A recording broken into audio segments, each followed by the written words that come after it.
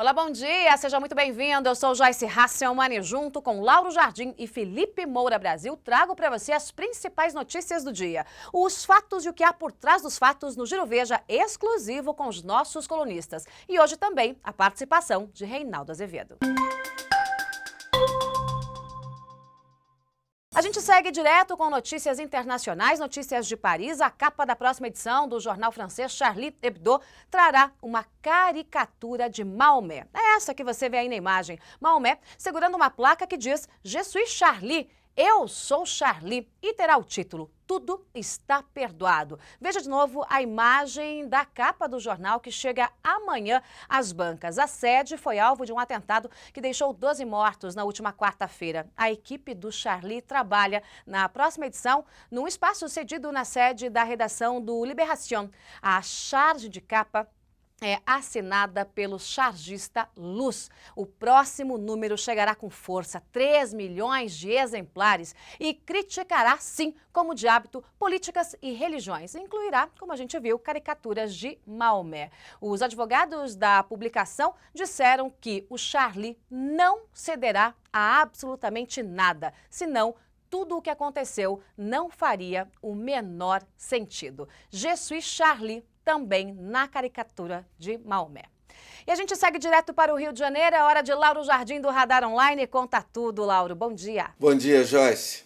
A turma mais à esquerda de petistas da área cultural passou o primeiro mandato inteiro da presidente Dilma em guerra contra Ana de Holanda, a primeira-ministra da Cultura da Dilma, e contra, embora com menos intensidade, Marta Suplicy, que deixou o cargo no final do ano. Mas agora, com o Juca Ferreira, essa turma assumiu o poder no Ministério. Integrantes do Fora do Eixo e da Mídia Ninja já estão participando de reuniões no Ministério da Cultura e negociando cargos por ali.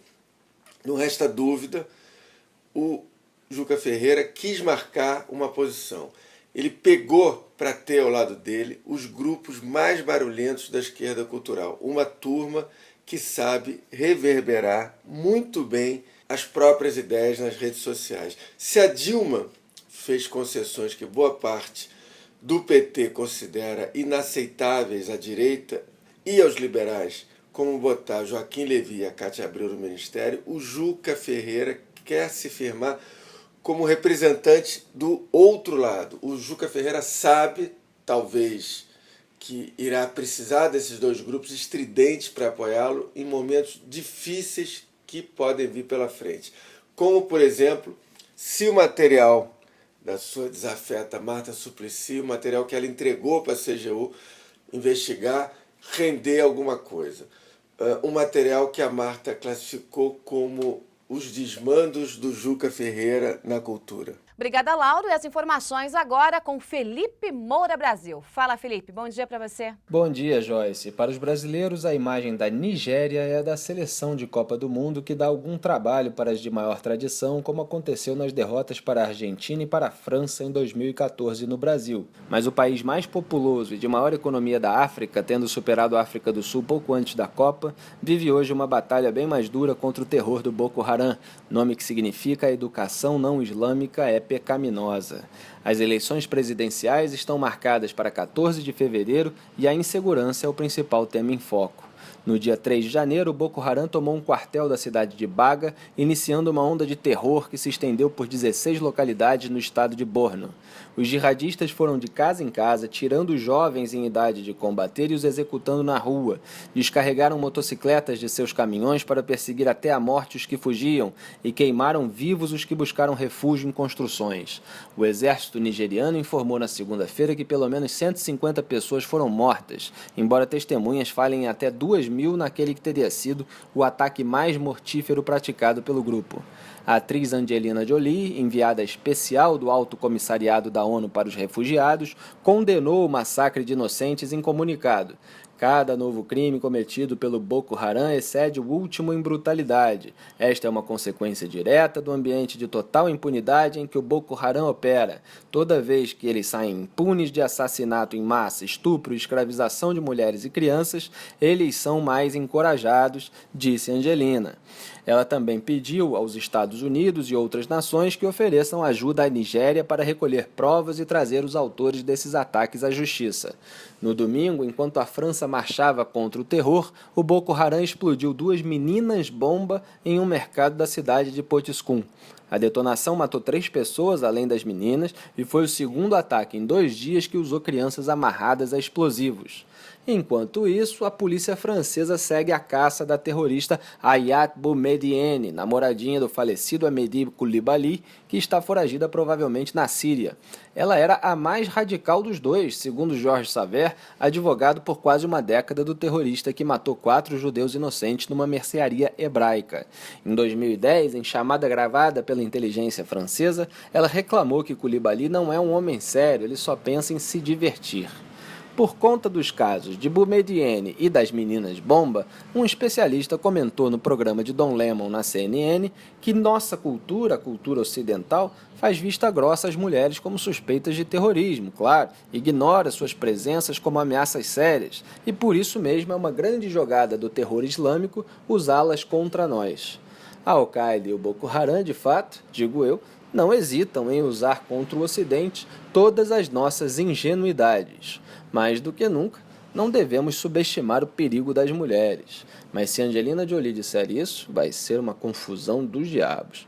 E quem comenta o estado de horror e também a covardia da esquerda, não só do Brasil, mas mundo afora, é Reinaldo Azevedo. Existe hoje, aliás, desde os primeiros momentos, isso já começou a me incomodar na imprensa ocidental e também na imprensa brasileira, como não poderia deixar de ser.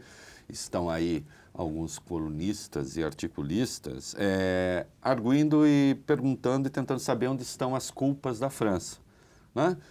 Tudo isso decorreria, então, de uma integração mal sucedida das comunidades islâmicas à França. A França, como se sabe, foi uma potência colonialista e entre os países que estavam sob domínio francês estão a Argélia, especialmente, Marrocos, Tunísia, e você tem imigrantes desses países que foram para a França, você tem já a 3ª, 4ª geração de filhos desses árabes, originalmente muçulmanos, que já são franceses e têm a cidadania plena francesa. E, portanto, haveria uma integração mal sucedida e daí decorreria, então, o surgimento de radicalismos e tal.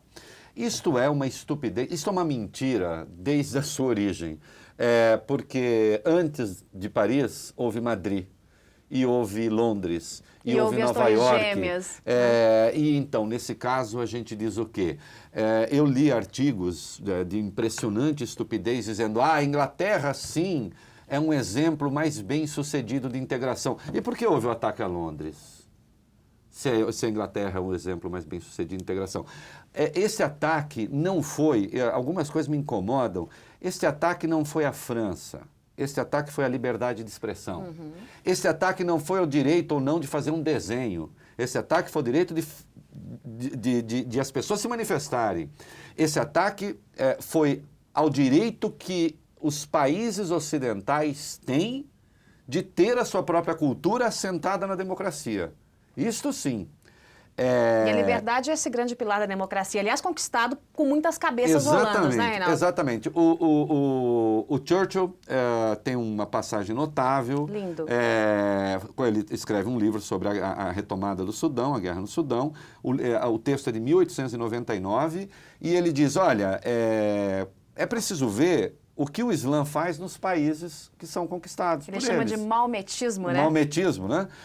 O que faz nos países conquistados por eles. Né? A agricultura é atrasada, a sociedade é atrasada, a ciência é atrasada. E aí ele termina esse trecho magnificamente lembrando, né, que hoje o cristianismo, hoje ele está falando do fim do século XIX, né, que o cristianismo está ancorado na ciência, que a ciência protege o cristianismo. E aí ele observa justamente, e o cristianismo protege a ciência. E olha que o cristianismo lutou muito contra a ciência, o que também é verdade. Né? eu pergunto, e isso me dá pretexto para indagar, quando é que o Islã vai chegar ao século XXI?